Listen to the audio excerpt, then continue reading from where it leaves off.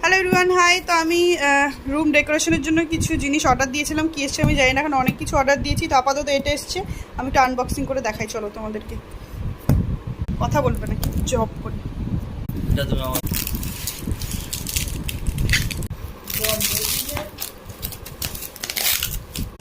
তো এটা wall hanging একটা জিনিস, এগুলো এনেছি, বেশ ভালোই এসছে জিনিসটা, তোমাদের সাথে শেয়ার করলাম। এরপর যখন দেয়ালের মধ্যে লাগাবো তখন তোমাদেরকে দেখাবো।